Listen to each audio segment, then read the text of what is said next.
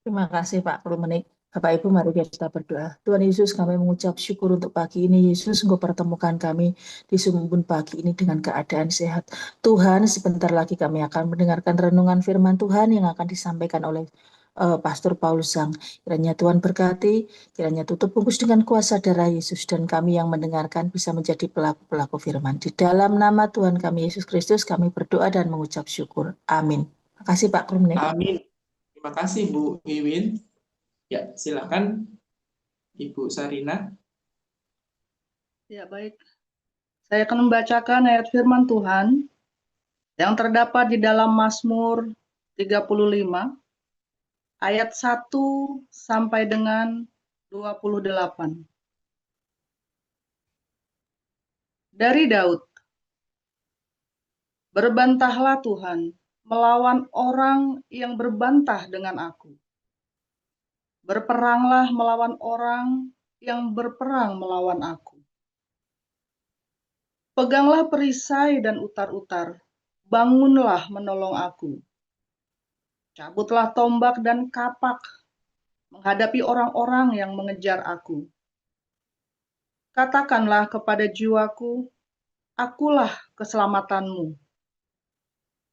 Biarlah mendapat malu dan kena noda orang-orang yang ingin mencabut nyawaku. Biarlah mundur dan tersipu-sipu orang-orang yang merancang kecelakaanku. Biarlah mereka seperti sekam di bawah angin, didorong malaikat Tuhan. Biarlah jalan mereka gelap dan licin, dan malaikat Tuhan mengejar mereka. Karena tanpa alasan, mereka memasang jaring terhadap aku. Tanpa alasan, mereka menggali pelubang untuk nyawaku. Biarlah kebinasaan mendatangi dia dengan tidak disangka-sangka. Jerat yang dipasangnya, biarlah menangkap dia sendiri. Biarlah ia jatuh dan musnah. Tetapi aku bersorak-sorak karena Tuhan. Aku girang karena keselamatan daripadanya. Segala tulangku berkata, "Ya Tuhan, siapakah yang seperti Engkau, yang melepaskan orang sengsara dari tangan orang yang lebih kuat daripadanya, orang sengsara dan miskin dari tangan orang yang merampasi dia." Saksi-saksi yang gemar kekerasan bangkit berdiri. Apa yang tidak ku ketahui, itulah yang mereka tuntut daripadaku. Mereka membalas kebaikanku dengan kejahatan. Perasaan bulus mencekam aku. Tetapi aku, ketika mereka sakit, aku memakai pakaian kabung. Aku menyiksa diriku dengan berpuasa, dan doaku kembali timbul dalam dadaku. Seolah-olah temanku atau saudarakulah yang sakit. Demikianlah aku berlaku. Seperti orang yang berkeluh Ya, kesah karena kematian ibu.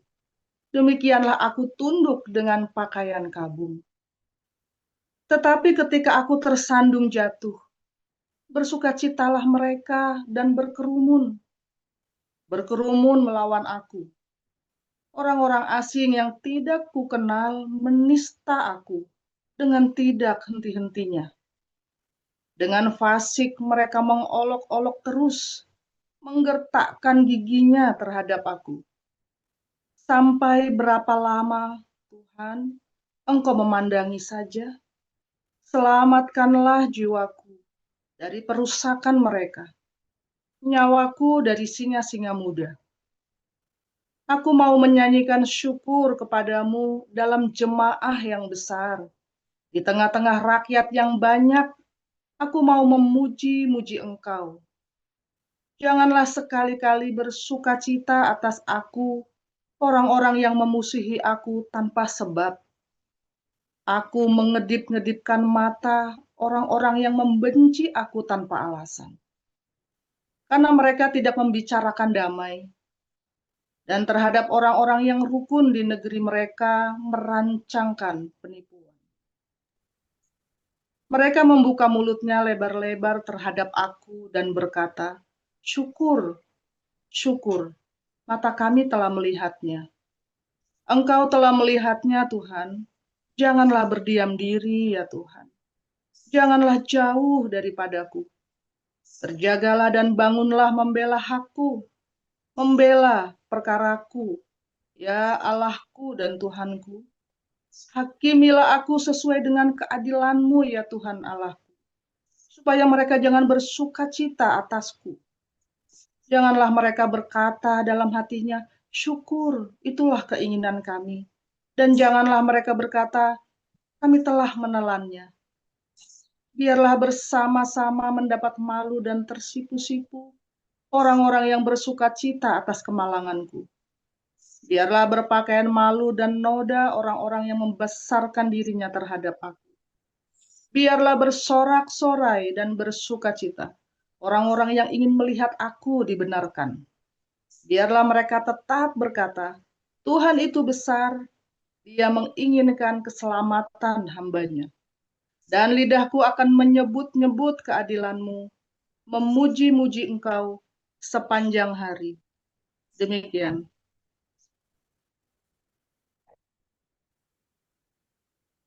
Markus pasal 13. Ketika Yesus keluar dari bait Allah, seorang muridnya berkata kepadanya, "Guru, lihatlah betapa kokohnya batu-batu itu, dan betapa megahnya gedung-gedung itu." Lalu Yesus berkata kepadanya, "Kau lihat gedung-gedung yang hebat ini? Tidak satu batu pun akan dibiarkan terletak di atas batu yang lain. Semuanya akan diruntuhkan." Ketika Yesus duduk di atas Bukit Zaitun, berhadapan dengan bait Allah, Petrus, Yakobus, Yohanes, dan Andreas bertanya sendirian kepadanya, "Katakanlah kepada kami, bila manakah itu akan terjadi, dan apakah tandanya, kalau semuanya itu akan sampai kepada kesudahannya?" Maka mulailah Yesus berkata kepada mereka, "Waspadalah supaya jangan ada orang yang menyesatkan kamu. Akan datang banyak orang dengan memakai namaku dan berkata, 'Akulah dia,' dan mereka akan menyesatkan banyak orang. Dan apabila kamu mendengar deru perang atau kabar tentang perang, janganlah kamu gelisah. Semuanya itu harus terjadi, tetapi itu belum kesudahannya. Sebab bangsa akan bangkit melawan bangsa, dan kerajaan melawan kerajaan. Akan terjadi gempa bumi dan di berbagai tempat, dan akan ada kelaparan. Semuanya itu barulah permulaan penderitaan menjelang zaman baru. Tetapi kamu ini, hati-hatilah. Kamu akan diserahkan kepada majelis agama, dan kamu akan dipukul di rumah ibadat, dan kamu akan dihadapkan ke muka penguasa-penguasa dan raja-raja karena aku, sebagai kesaksian bagi mereka. Tetapi Injil harus diberitakan dahulu kepada semua bangsa. Dan jika kamu digiring dan diserahkan, janganlah kamu khawatir akan apa yang harus kamu katakan. Tetapi katakanlah apa yang dikaruniakan kepadamu pada saat itu juga. Sebab bukan kamu yang berkata-kata, melainkan Roh Kudus. Seorang saudara akan menyerahkan saudaranya untuk dibunuh. Demikian juga seorang ayah terhadap anaknya. Dan anak-anak akan memberontak terhadap orang tuanya dan akan membunuh mereka. Kamu akan dibenci semua orang oleh karena namaku. Tetapi orang yang bertahan sampai pada kesudahannya, ia akan selamat.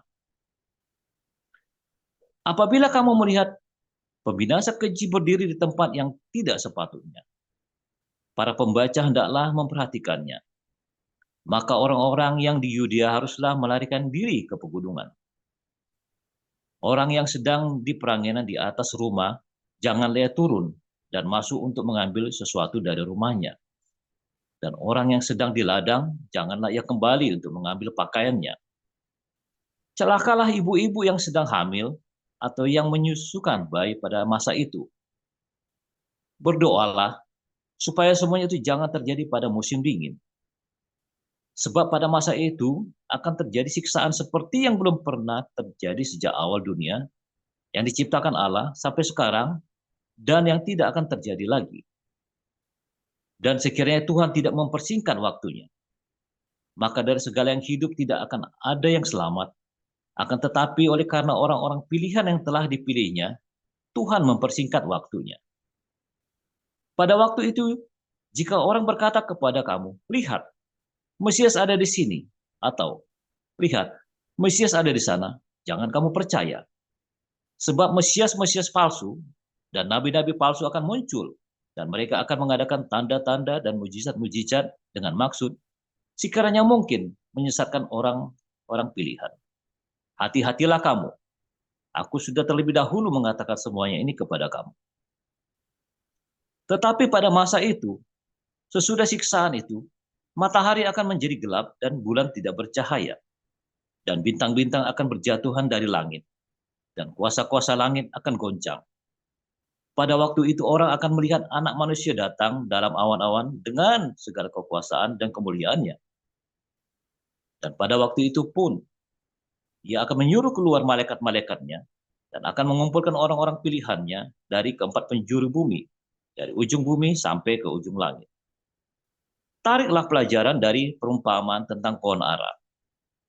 Apabila ranting-rantingnya melembut dan mulai bertunas, kamu tahu bahwa musim panas sudah dekat. Demikian juga, jika kamu lihat hal-hal itu terjadi, ketahuilah bahwa waktunya sudah dekat, sudah di ambang pintu.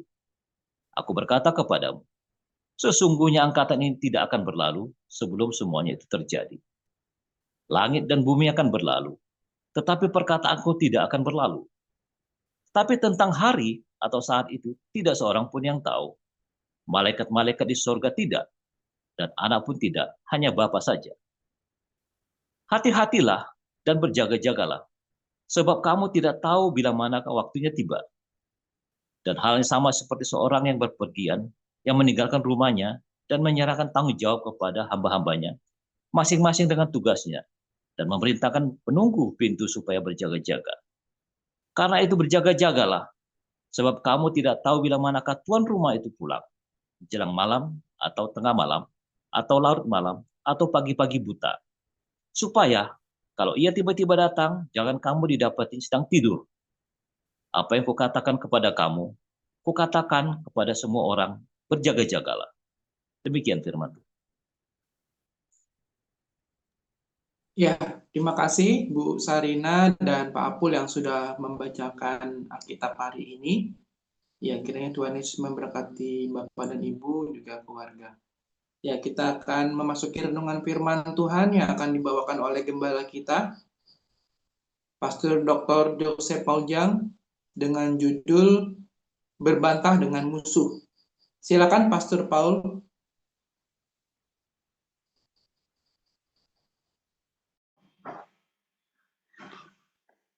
Haleluya. Firman Tuhan selalu baru setiap hari ketika kita menanti-nantikan Tuhan dengan penuh pengharapan, dengan penuh cinta. Dan jangan lupa berbuat baik, saudara ya. Jangan lupa berbuat baik setiap hari. Terus tunjukkan iman kita, pengharapan kita di dalam perbuatan baik. Dan jangan lelah berbuat baik, sekalipun menjengkelkan. Kadang-kadang orang yang diperbuat, yang kita kasih baik itu seringkali justru malah mengkhianati kita, ya saudara ya. Nah,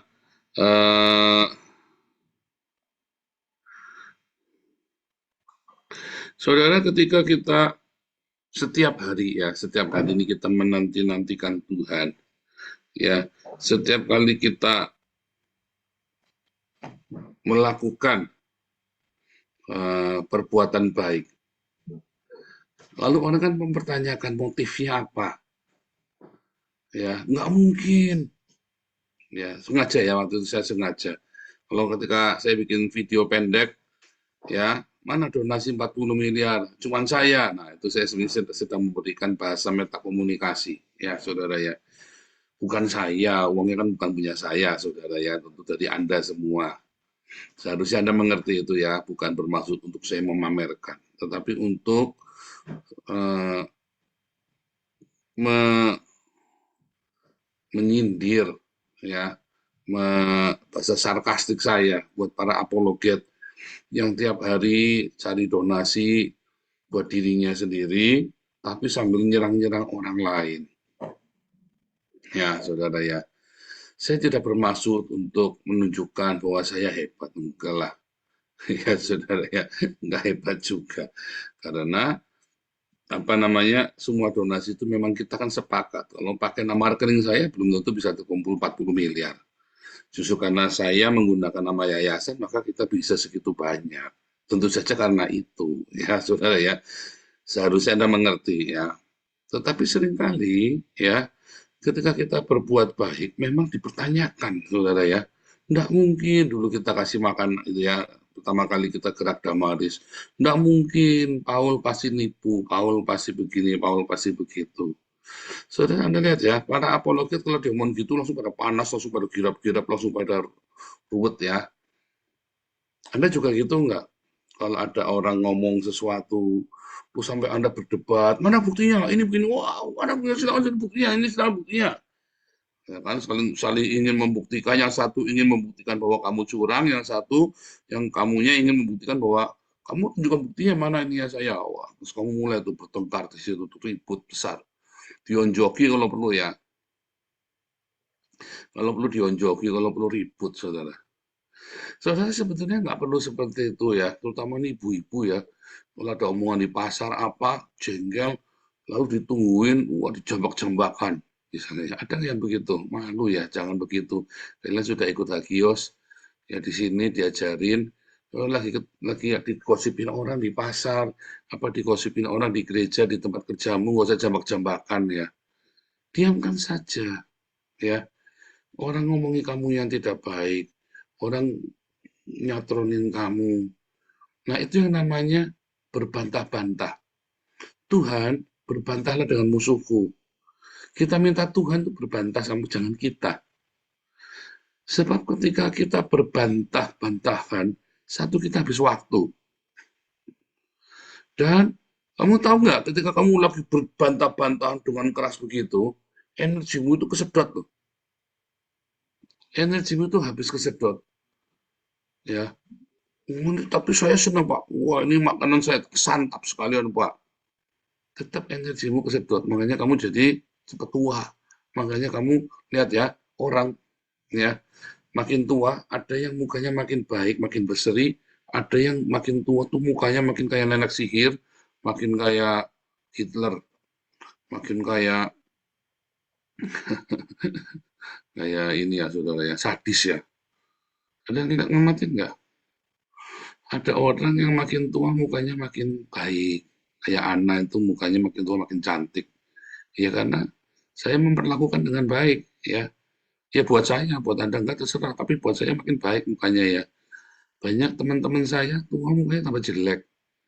Ya karena suaminya memperlakukan dengan tidak baik. Sama ya suami-suami kalau makin ganteng biasanya istrinya memperlakukan dengan baik. Kan sebenarnya simpel itu kan. Dan juga makin baik soalnya. Ya, soalnya makin baik juga. Kalau kita makin baik, saudara ya, hati kita makin baik, kita berusaha berbuat kebaikan, makin tua itu makin cantik, makin seger.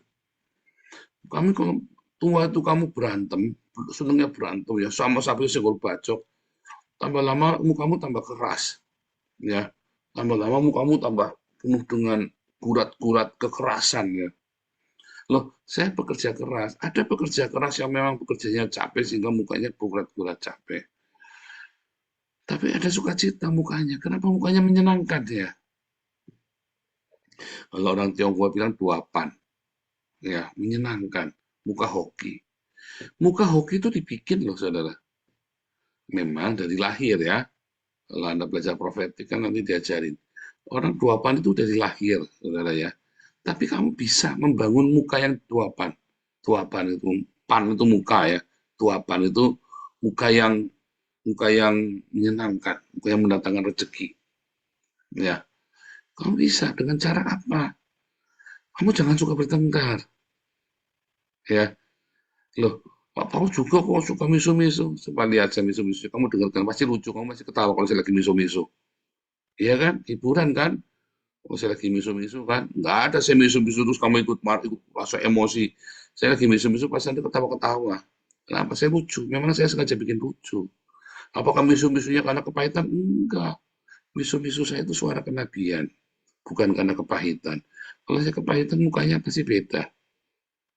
Ya, ada orang yang semakin lama makin capek ya mukanya ya, saudara ya kelihatan. Begitu didekat, Anda ngerasa nggak nyaman. Begitu dekat-dekat orang ini kok, sehingga mukanya makin lama, pokoknya lihat mukanya itu serem ya. Nah, Anda itu kalau ketemu orang itu, ketemu serem atau ketemu apa? Saya balik lagi pernah cerita ya, Kopo itu saya punya opa, kakak perempuannya opa, namanya Kopo. Ya, kalau kalau kakak perempuan atau adik perempuannya opa, manggilnya Ipo ya, Kopo saya itu dari opa saya. Dia tuh kepahitan karena ditinggal sama suaminya baru menikah berapa bulan ditinggal hilang nggak pernah datang suaminya. Sehingga dia tuh pahit sekali hidupnya ya. Makin lama tuh makin membungkuk mukanya tuh wah gimana gitu ya. Tuh kalau mata-mata tuh bisa nyamber gitu matanya ya. Makin tua makin nyamber matanya ya. Orang-orang yang hatinya pahit, ya makin lama kamu hidupnya mukanya juga makin jelek. Siapa di sini yang tidak mudah mengampuni? Maka lama-lama mukamu jelek, ya. Tapi kalau kamu mudah mengampuni, maka mukamu cantik nanti. Gampang mau cantik itu, punya hati yang bahagia, yang suka mengampuni, ya. Hati yang tidak suka nyamber begitu ya. Hati yang polos tulus. Nanti mukamu cantik, bahagia. Karena bahagia kan, lepas kamu tidak punya beban, nggak ada penyakit, ya kan? Loh, banyak sekali teman-teman kamu lagi SMA itu cantik-cantik, kamu ketemu 20 tahun kemudian serem mukanya. Dia kan ganteng-ganteng waktu masih muda 20 tahun kemudian mukanya kayak preman, udah kayak gali, ya kan?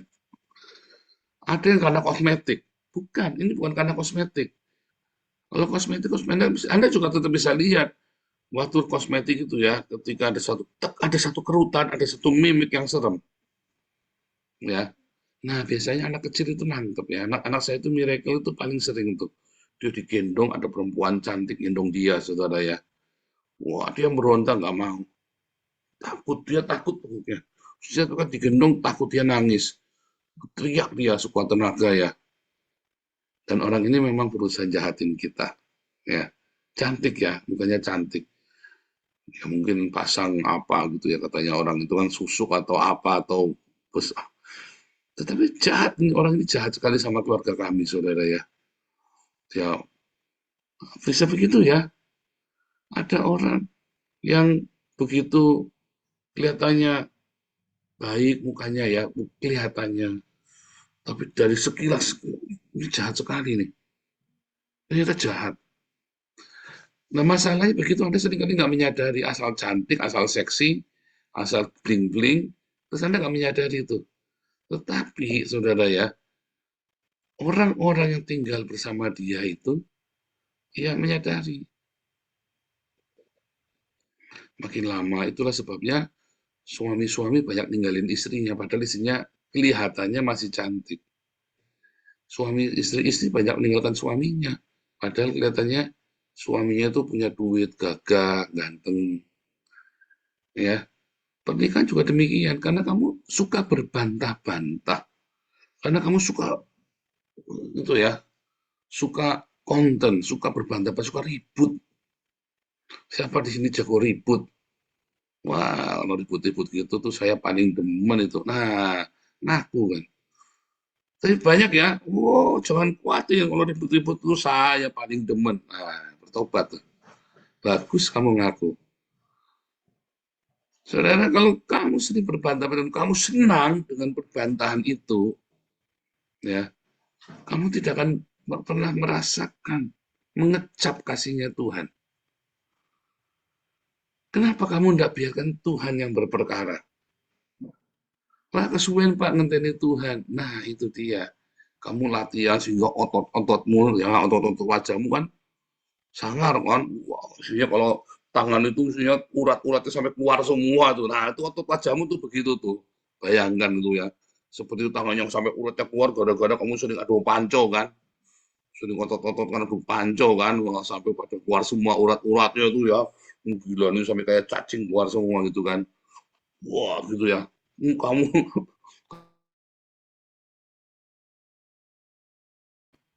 guratan wajahmu di dalam yang mimikmu itu nggak kelihatan secara, karena nggak mungkin muka harus keluar urat-urat begitu. Wah, ini ya nggak mungkin.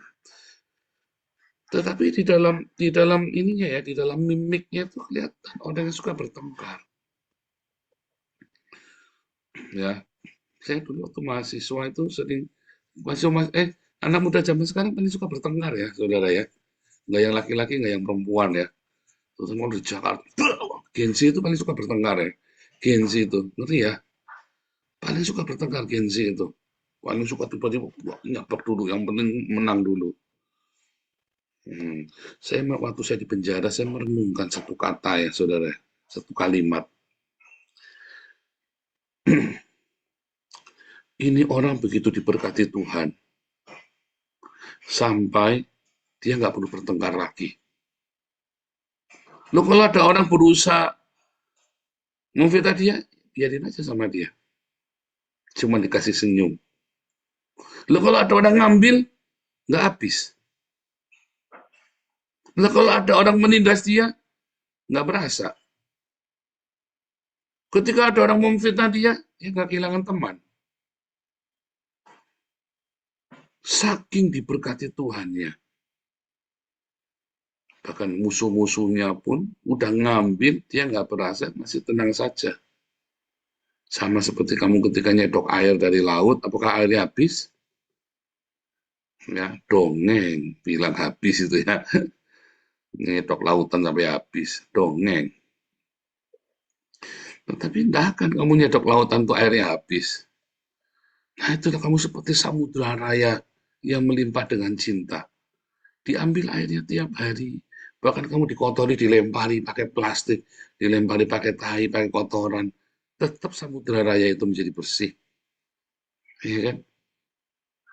Itu orang yang diberkati Tuhan. Kasih Tuhan itu seperti seluas samudra itu loh, saudara. Maka jadi indah kan? Samudra raya itu kan indah sekali kan? Kecuali samudranya Indonesia. Kotor ya. Sama isinya orang Islam. Ya, entah kenapa ya bisa begitu ya. Kalau kamu lihat lautnya di Eropa, kamu lihat lautnya di Bali, bahkan di Bali, sampai ke Papua ya indah. Kamu lihat Laut Jawa ya kotor, saudara. Mengapa ya begitu ya? Saya pergi ke Ternate. Ternate itu harusnya bagus ya, seperti Vietnam. Ada pulau, ada gunung-gunung kecil begitu ya di Ternate itu, sampai ke Halmahera.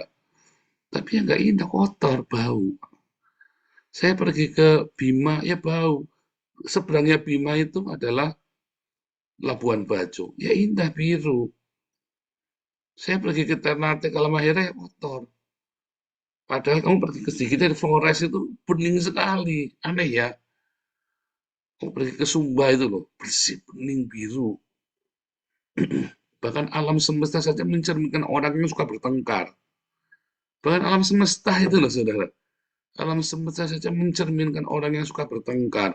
Karena itu kan dikit-dikit dibakar, gereja dibakar kan. Ternate di Halmahera itu kan, sering ribut itu kan. Beda dengan di Papua ya, di Maluku. Oh Tuhan kayaknya baik ya. Tapi sekarang dirusak ya sama menteri-menterinya ya. Ditambang itu ya, tambang nikel itu loh. Termasuk tambangnya Jokowi sama Luhut kan ada di sana itu. Di Raja Ampat dirusak sekarang. Sengaja. Itulah. Nah, kalau hatimu penuh dengan keserakahan juga sama tuh, saudara. Ngap ya, Anda cari duit, cari duit, cari duit. Begitu lihat duit matamu langsung biayapan gitu ya. Wah, ini kurang nih, ini kurang nih. Saya dulu begitu. Ya, kurang duit, wah ngapmu, kejar target, apa, panas senggol bacok. Saya pernah bekerja dengan berkat. Ya, kalau ada orang ambil, nggak apa-apa, biarin saja. Nyatanya saya tetap dipercaya sama atasan saya. Tapi suatu ketika saya arogan. Saya melihat ada orang yang hidupnya dalam dosa, tapi dia kaya raya. Lebih dari saya. Umurnya sama. Tapi dia punya harta lebih dari saya. Saya iri. Mulailah saya tuh ngoyo atau kerja tuh. Wah, ngotot begitu ya. Wah, masa saya nggak bisa? Wah, caranya gimana nih? Wah, saya mesti punya kerja sampingan. Saya mesti kerja begitu. Disitulah saya mulai tuh, senggol bacok, mulai panas, mulai nggak ada waktu. Wah, cepet-cepet nyetir. Aduh, baru meeting saya nyelintik dulu di kantor. Baru meeting saya pergi ke tempat lain untuk ketemu sama customer saya, usaha sampingan saya. Akhirnya saya kerjanya capek, senggol bacok, saudara. Anda yang rakus, Anda yang serakah, Anda yang tamak, Anda yang mengejar uang, maka kamu juga akan begitu tuh. Akhirnya kamu kan berbantah-bantah. Akhirnya ketipu. Waduh, saya ketipu juga tuh. Akhirnya udah macam-macam, wah tambah ngamuk kan, udah kerjanya capek, ketipu. Nah, dasarnya saya orangnya kolerik, bales tak kejar kamu. Akhirnya ngotot, tambah ngotot lagi, suka bertengkar. Akhirnya saya suka bertengkar. Mau ribut, orang kalau apa salah pun saya dikit, langsung saya bentak. Ya, langsung saya bentak, saudara ya. Oh, telepon pokoknya sudah ngasih Pak, saya udah nggak mau panik. Pokoknya saya ribut, pokoknya cari ribut. Sengaja cari ribut. Ya, sampai anak saya takut sama saya ya. Nah, bagaimana dengan Anda? Ya, sampai anak istri saya takut sama saya. Kamu ditakuti nggak sama anak istri kamu? Apa kamu menjadi seorang suami yang menyenangkan bagi istri anakmu, seorang istri yang menyenangkan bagi suamimu dan bagi anakmu? Enggak perlu kamu pergi sampai operasi plastik, sampai yang aneh-aneh. Ya, oh, menjadi orang yang menyenangkan itu bikin orang betah di rumah. Sampai tua kamu tambah cantik, tambah berseri. Ya, sampai tua hidupmu menyenangkan. Ya, saudara ya. Memang pakai baju itu jangan lemproh kalau di rumah, istri-istri, suami-suami. Itu tetap pengaruh lah, jangan ngomong tidak pengaruh. Di rumah itu jangan pakai baju ngelemprot ya, saudara ya. Kalau kamu udah mulai 30-an, istri-istri, jangan dasteran bolong-bolong bau bawang putih, saudara ya. Karena suamimu di kantor, sekretarisnya cantik-cantik, saudara ya. Yang teman kantornya banyak yang seneng sama suami kamu cantik-cantik. Di rumah pakai yang rapi. Lagian itu mempengaruhi kemudaanmu, ya. Nah, nanti kapan-kapan kita cerita ya tentang ini ya, bagaimana tips ya kita setiap hari. Hidup sederhana, tapi kamu jangan ngelemproh, beda ya. Ngelemproh dengan hidup sederhana. Kamu tidak perlu bermewah-mewah, tapi harus selalu rapi. Ya, selalu. Jangan udah 3 hari nggak mandi, suami-suami paling sering ya 3 hari nggak mandi sampai, ya maaf ya saudara ya, sampai selangkangannya itu baunya busuk sekali ya. Iya kan, 3 hari nggak mandi kan busuk saudara. Saya aja kalau saya nggak mandi aja udah busuk. Apalagi 3 hari nggak mandi, punya busuk sampai nggak usah dilepas aja bisa kecium dari jauh. 3 hari nggak mandi itu kan, sampai bau kentutnya nempel di badan kan, bau kentutnya nempel di badan. Nah itu juga. Nah, tapi kita cerita ini tentang bagaimana kita berbantah-bantah tadi ya. Kalau Anda ya seger mandi setiap hari, itu menurunkan tensi kita, memperbaiki moodnya kita. Kalau Anda lagi pengen berbantah-bantah, mandi saudara ya, mandi, mandi air dingin, sehingga seger, berganti suasana. Nah, kalau Anda ingin lagi berbantah-bantah, biarkan Tuhan yang berbantah-bantah, ya, biarkan Tuhan yang bertengkar, jangan kita. Begitu dia sekali, Anda marah sekali, udah sekali saja sudah tinggal. Anda klarifikasi sekali saja, tapi jangan berbantah-bantah, jangan bertengkar. Satu, kamu buang waktu, buang energi, dan menghabiskan masa kecantikanmu, kegantenganmu tuh habis, saudara. Disedot sama setan itu loh, sedot itu loh. Sukmanya kamu tuh kayak sedot gitu loh. energi kamu tuh digesut sama setan. Setan senang kalau kamu berbantah-bantah. Setan tuh senang sekali kalau berbantah-bantah ya. Suami istri ya ber- bertengkar nggak masalah, tapi berbantah-bantah itu beda. Bertengkar itu namanya kamu jangan begitu nih, udah selesai. Tapi namanya berbantah-bantah itu kamu tuh sampai ribut, sampai kamu ngungkit-ngungkit sampai ruwet, ya bisa berjam-jam, bisa berhari-hari. Nah itu namanya berbantah-bantah, sampai dendam, sampai kamu kudu menang, ngomong itu kudu menang, kayak berapologetika itu berbantah-bantah, ya. Kamu ngejarnya pertengkaran, makanya jauhilah perdebatan yang tidak perlu. Ya, Anda perlu belajar untuk sebenarnya kalau saya ngomong ya, ada orang yang ngomong sama saya, dia pengen menang, tak dengerin. Ya, jangan ingin mengalahkan orang dalam pembicaraan, saudara ya. Kalau kamu ingin mengalahkan orang dalam pembicaraan, kamu sebenarnya kan sedang kehilangan dia. Tapi coba lebih dengar. Akhirnya dia terjebak dengan perkataannya sendiri. Ya sudah, biarin saja. Yang penting kita tetap rendah hati, tetap tunjukkan aksi prestasi kita. Ya tetap tunjukkan kasih karunia. Orang yang punya kasih karunia itu nggak perlu berbantah-bantah. Kayak saya kalau difitnah orang, diapain, biarin saja. Ya masih bom. Wah, mau buktikan mana ya? Oke, saya kasih tahu. Ya, saya nggak perlu ngapain. Dia mau pamer ini, ya, saya kan, nah, saya jelas di atas dia, nggak perlu. Kamu mau debat sama tukang beca, kamu tuh dokter, tapi kamu mau debat tentang politik sama tukang beca. Sampai kapan nggak ketemu, capek, saudara? Capek, beneran capek. Kamu pernah nggak ngalamin begitu? Bom berbantah-bantah sama saya. Dia ngomong soteriologi saja nggak bisa. Epifani saja dia nggak bisa ngomong. Ya, apokalipsis itu aja dia nggak bisa ngomongnya dengan jelas. Kalau saya kan langsung ngomong apokalipsis, epifania, soteriologi, gampang. Dia mengucapkannya saja itu bahasa yang baru buat dia, kosakata yang baru. Lalu mau bantah-bantahan sama saya, kan nggak level. Saya ngomong pun dia nggak akan ngerti yang saya ngomong. Nanggap nggak, saudara? Biarkan Tuhan yang menjelaskan kepada dia. Kan? Sebab jangan buang mutiaramu dan permatamu pada anjing dan babi itu loh. Kalau berbantah-bantah itu begitu, nanti kamu dicapik sama dia. Dia itu nggak nangkap kamu ngomong. Kayak kamu dicapik-capik, kamu kan rugi sendiri. Dudukin, kamu ngasih tahu. Kamu cerita begini ya. Nah, tapi kalau Pak Paul sama orang Islam bagaimana? Kalau saya sedang menghancurkan isi otak mereka. Karena kamu ngomong apapun nggak akan didengar sama mereka. Jadi caranya gimana? Hancurkan. Misalnya saya contohnya nih, emang Allahmu ada? Allahmu sudah jadi tai di jamban saya. Udah, ngomong sama orang Islam, kamu nggak bisa ngomong baik-baik. Tidak akan pernah bisa dia. Kamu ngomong apa saja buat itu kafir, omongan setan. Jadi jeda, ditantang, di-challenge ideologinya dia. Tapi kamu nggak bisa begitu, saya bisa. Karena kamu kan tinggal di Indonesia, kamu ngomong begitu langsung masuk penjara besok. Kalau saya bisa.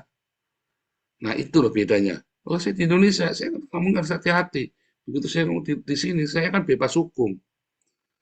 Nah, tapi bukan berbantah-bantah. Begitu dia sudah nggak mau dengerin saya lagi sama sekali, wah ngomong terus. Saya remove. Saya nggak mau berbantah-bantah, nggak perlu. Selama kamu masih mau mendengar, masih bagus. Walaupun saya dengar pun kamu tutup kuping, tapi kamu memberi kesempatan saya buat ngomong.